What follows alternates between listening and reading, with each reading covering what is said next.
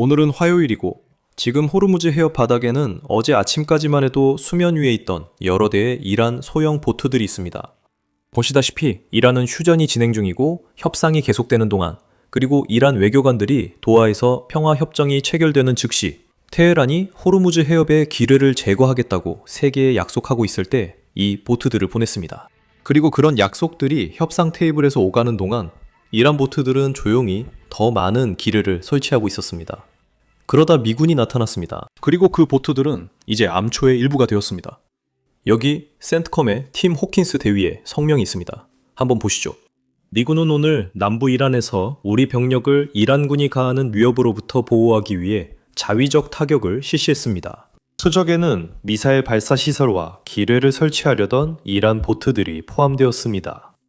미 중부사령부는 현재 진행 중인 휴전 기간 동안 자제를 유지하면서도 우리 병력을 계속해서 방어하고 있습니다. 이것이 악명 높은 미국의 FU 교리입니다.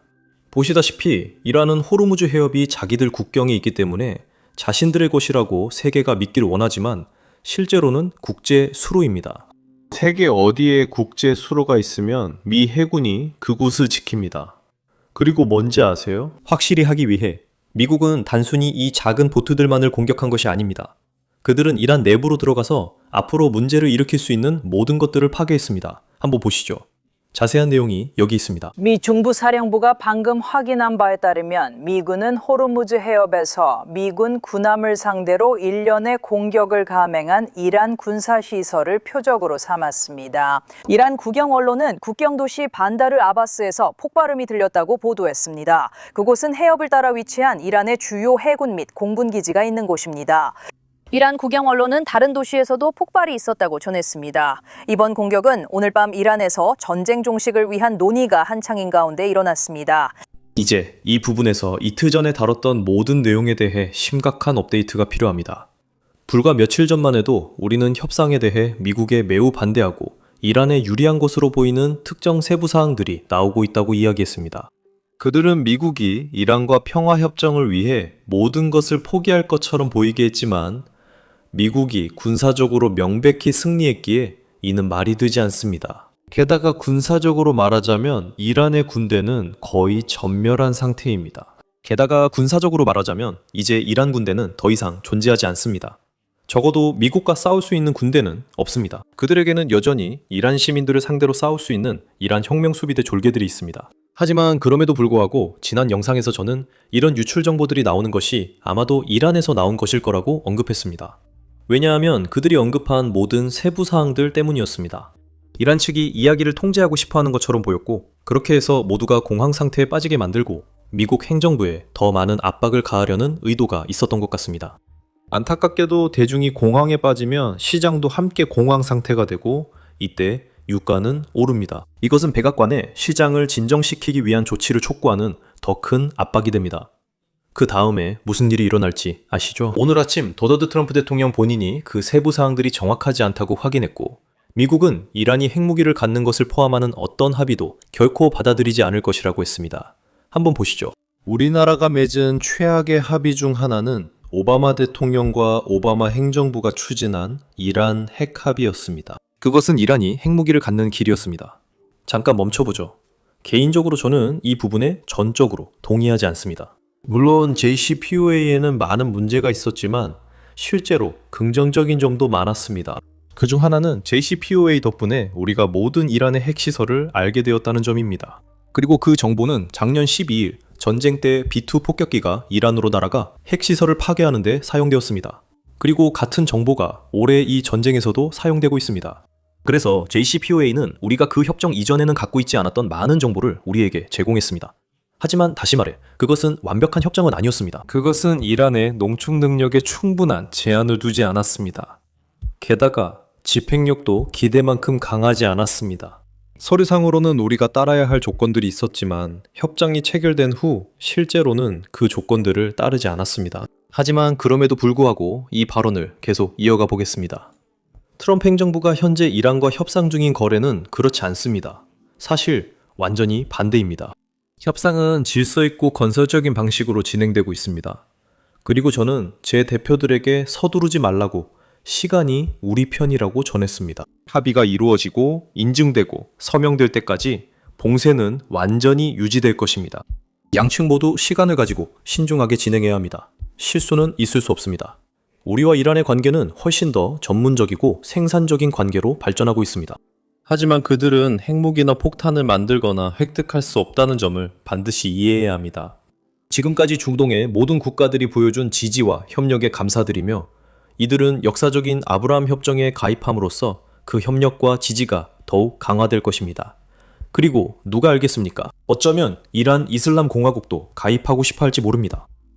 방금 말한 마지막 부분은 영상 후반에 다시 다루겠습니다. 이것이 제가 언급한 충격적인 소식입니다.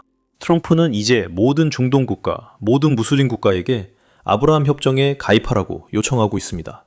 그건 분명히 아무도 예상하지 못했던 일입니다. 하지만 그들의 이전 발언에서 또 다른 점을 주목해보세요. 트럼프는 다시 한번 이란을 이슬람 공화국이라고 불렀습니다. 불과 며칠 사이에 그가 이전에는 한 번도 사용하지 않았던 공식적인 표현을 2번이나 사용한 셈입니다. 그리고 다시 한번 말하지만 존재하지 않는 무언가를 제가 과하게 해석하는 것일 수도 있지만 트럼프 대통령이 내놓는 성명만 봐도 발언이 더 전문적으로 보입니다. 그래서 곧 좋은 합의가 이루어지길 기대합니다. 이건 마르코 루비오 본인도 확인한 내용입니다. 한번 들어보시죠. 이 문제에 트럼프 대통령만큼 강경한 입장을 보인 이는 없습니다. 여러 정치 지도자들, 여러 미국 대통령들 모두 같은 말을 했습니다. 이란은 핵무기를 가질 수 없습니다. 이 문제에 대해 실제로 행동한 유일한 사람은 트럼프 대통령이었습니다. 그래서 이란이 절대 핵무기를 갖지 못하게 하겠다는 그 원칙에 대한 그의 의지는 누구도 의심해서는 안 됩니다. 그리고 지금까지 그가 이미 보여준 모든 행동을 고려할 때 이 대통령이 결국 이란을 핵 야용 면에서 더 강한 위치에 놓이게 하는 어떤 합의에 동의할 거라는 생각은 터무니없습니다. 그런 일은 절대 일어나지 않을 겁니다. 하지만 우리는 이 문제를 외교적으로 해결하는 쪽을 선호합니다. 그리고 그것이 우리가 여기서 노력하고 있는 일입니다. 저는 우리가 어느 정도 진전을 이뤘다고 생각합니다. 저는 항상 그런 말을 할 때 조심스럽습니다. 왜냐하면 서류상으로는 합의할 수 있지만 실제로 그것이 이행되어야 하기 때문입니다. 글로 합의할 수 있지만 실제로 나가서 실행해야 합니다. 하지만 저는 아마도 앞으로 몇 시간 안에 전 세계가 좋은 소식을 듣게 될 가능성이 있다고 생각합니다. 적어도 해협과 관련해서, 그리고 궁극적으로 우리가 결국 대통령이 바라는 위치에 이르게 할 수 있는 과정과 관련해서는 말이죠. 그것은 더 이상 두려움에 떨 필요가 없는 세상입니다. 이제 트럼프는 이란이 보유한 농축 우라늄과 관련해 미국이 무엇을 요구하고 있는지에 대해 더 많은 세부 사항을 밝혔습니다. 농축 우라늄은 즉시 미국에 넘겨져 파괴되거나 또는 이란 이슬람 공화국과 협력 및 조율하에 처리될 것입니다. 현장에서 또는 다른 허용 가능한 장소에서 파괴되며 그 과정은 원자력위원회가 참관하게 됩니다. 이 부분이 중요한 이유는 지금까지 미국은 이란이 보유한 우라늄 비축군에 대해 그렇게 유연하지 않았기 때문입니다. 지금까지 미국의 입장은 이란이 그 비축분을 미국이나 러시아에 넘겨야 한다는 것이었습니다. 하지만 이제는 유연성이 생겼고 이는 협상장에서 진전이 이루어지고 있기 때문일 수 있습니다. 그 유연성이라는 것은 기본적으로 IAEA, 즉 유엔사나 국제원자력기구를 뜻합니다. IAEA가 이란에 들어가서 이란이 보유한 농축 우라늄을 파괴하는 과정을 감시할 수 있습니다. 그들은 그것을 완전히 파괴하거나 아니면 농축을 해제하는 방식으로 처리할 수 있습니다. 그들은 농축되지 않은 우라늄을 섞어서 희석할 수 있습니다. 그렇게 하면 60%까지 농축된 이 우라늄이 아마 20%, 10%, 어쩌면 3%까지도 낮아질 수 있습니다. 그것은 나중에 논의될 구체적인 사항들에 달려 있습니다. 하지만 이것은 미국이 기꺼이 양보하려는 새로운 것으로 기본적으로 이렇게 말하는 셈입니다. 당신들이 우라늄이 영토 밖으로 나가는 것을 원하지 않으니 이란 내에서 그것을 파괴해도 된다. 이제 여기서 저는 초점을 조금 이란으로 옮겨서 이런 일들이 진행되는 동안 이란이 무엇을 하고 있었는지 살펴보고 싶습니다. 보시다시피 이란 외교관들은 도하에 있었고 더 구체적으로는 이란 국회의장 칼리프 바프와 외무장관 아라가치가 있었으며 그들은 이란이 수용할 의사가 있는 새로운 조건들에 대해 논의하고 있었습니다. 테헤란은 이제 호르무즈 해협을 통과하는 선박들에게 통행료를 부과하지 않겠다고 말하고 있습니다. 대신에 그들은 환경요금을 부과하고 싶어합니다. 이란이 친환경 정책을 펼칠 줄 몰랐어요. 결국 석유 생산국이니까요. 하지만 이것은 그냥 이란식 표현 혹은 외교적으로 벌금을 부과하지는 않겠지만 대신 의무적으로 기부를 해보는 게 어떻겠냐는 말이죠. 그게 바로 마피아 보스들이 하는 방식이고 이란이 하려는 것도 바로 그겁니다.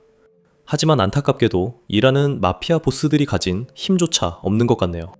게다가 이란은 자신들이 합의하는 어떤 합의에 대해서도 중국의 보장을 원한다고 말하고 있습니다.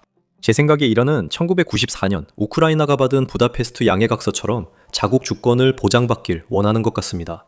하지만 우크라이나에는 불행하게도 잘 작동하지 않았습니다. 러시아가 우크라이나 주권 보장 당사자 중 하나였기 때문입니다. 하지만 제 생각에 이란이 하려는 것은 중국이 군사적으로 이란의 주권을 보장해준다면 이란이 자신들이 동의한 합의의 일부 조건을 어겨도 괜찮을 것이라고 기대하는 것 같습니다. 하지만 그게 이란에 효과적일 것 같진 않습니다. 하루 전만 해도 마두로가 베네수엘라에서 체포됐다는 점을 기억해야 합니다. 그의 집에서 중국 장관이 그를 만나 중국의 지지를 재확인해주고 있었습니다. 마두로가 체포된 후에도 중국은 조치를 취하지 않았습니다. 이란은 중국의 보장을 요구하기 전에 이를 고려해야 합니다. 이제 아브라함 협정의 충격적인 소식으로 돌아옵니다. 트럼프 대통령의 공식 성명문 전체를 직접 읽어보실 수 있습니다. 그는 사우디아라비아, 아랍에미리트, 카타르, 파키스탄, 터키, 이집트, 바레인, 요르단 모두에게 아브라함 협정 서명을 촉구하고 있습니다. 이 상황을 계속 지켜보지 않으신 분들을 위해 간단히 설명드리겠습니다. 아브라함 협정은 2020년에 출범한 구상으로 이슬람교가 다수인 국가들이 이스라엘과 공식적인 외교, 경제, 양자 관계를 맺는 것입니다. 아랍에미리트와 바레인은 이미 협정에 참여 중입니다. 원래 계획은 계속 확장해서 더 많은 나라들이 이 협정에 참여하도록 하고 그렇게 해서 중동 지역의 장기적인 평화를 이루는 것이었습니다. 몇 년 전만 해도 사우디아라비아가 실제로 이 협정에 참여할 가능성이 높아 보였지만 10월 7일 사건이 일어났고 그 후 가자 전쟁이 벌어지면서 이 협정의 모든 추진력이 멈춰버렸습니다. 이란은 사우디아라비아가 아브라함 협정에 가입하지 못하도록 수년간 수십억 달러를 들여 방해해왔고 안타깝게도 그들은 대부분 성공했습니다. 그래서 여기서부터 흥미로워집니다. 왜냐하면 우리는 스스로에게 물어봐야 하기 때문입니다. 미국이 왜 지금 이 문제를 꺼내고 있는 걸까요? 이란과의 협상 중에 공개 성명을 발표했다는 건 그 시점이 우리에게 뭔가를 말해주고 있다는 뜻이겠죠. 왜냐하면 겉으로 보기에는 그 요청이 기본적으로 꽤 어리석은 것이기 때문입니다. 이들 국가 대부분에는 현재 이스라엘과의 정상화에 강하게 반대하는 무슬림 인구가 많습니다. 그리고 만약 이 지도자들이 실제로 아브라함 협정에 가입하고 싶어 한다고 해도 여전히 그렇게 하지 않을 것입니다.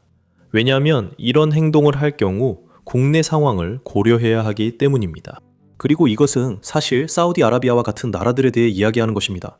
하지만 그 외에도 터키와 같은 나라들이 있는데 저는 터키가 정말로 이스라엘을 싫어한다고 생각합니다. 터키 지도자들이 이스라엘에 합류할 가능성은 전혀 없으니 이런 생각은 말이 안 됩니다. 트럼프는 발언 마지막에 미래에 다른 나라들이 합류하면 이란도 합류할 수 있다고 말했습니다. 이것은 사실상 이 나라들을 아브라함 협정에 합류시키려는 게 아닙니다.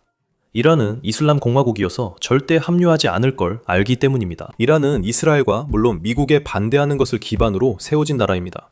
그래서 그들이 평생의 꿈을 포기할 거라고는 생각하지 않습니다.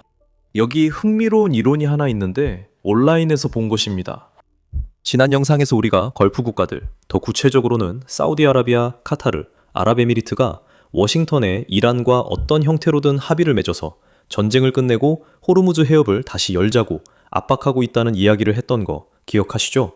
이 나라들은 지쳐가고 있었습니다. 이들은 다시 경제 성장을 이루고 싶어 했습니다. 그리고 이틀 전에 나온 유추의 정보들이 이란이 아니라 걸프 국가들에서 나온 것일 가능성도 충분히 있습니다. 다시 말씀드리지만 이에 대한 증거는 없습니다. 그냥 하나의 이론일 뿐입니다. 제 생각을 말씀드리는 거고 어쩌면 이 모든 정보를 유출한 쪽이 걸프 국가들일 수도 있다는 가능성도 있습니다. 이 말은 곧 걸프 국가들로부터 미국의 전쟁을 끝내기 위해 더 약한 조건을 받아들이라는 압력이 있었다는 뜻입니다. 왜냐하면 이 국가들은 다시 해상 운송로가 열리기를 원하기 때문이죠. 생각해보면 이 나라들에게 협상하려면 아브라함 협정에 가입하라고 공개적으로 요구하면 이 나라들의 압박을 쉽게 떨쳐낼 수 있습니다. 이들이 절대 협정에 가입하지 않을 걸 알기 때문입니다. 그리고 우리가 그것을 일종의 수사적인 요구로 내세운다면 그 나라들은 협상에 있어서 한 발 물러서거나 최소한 입장을 완화할 수밖에 없을 겁니다. 그냥 하나의 이론일 뿐이고 이를 확인할 방법도 없고 이미 보여드린 것 외에 추가적인 증거를 드릴 방법도 없습니다. 하지만 그럴 가능성이 높습니다. 자, 오늘 여러분께 드릴 말씀은 여기까지입니다. 협상이 진전을 보이고 있는 것 같지만 사실 지난 4주 동안 우리가 계속 해왔던 말이기도 합니다. 그래서 공식 발표가 있기 전까지는 기대를 낮게 유지하는 것이 안전하다고 생각합니다. 다음 영상에서 다시 뵙겠습니다. 제 이름은 쌤입니다.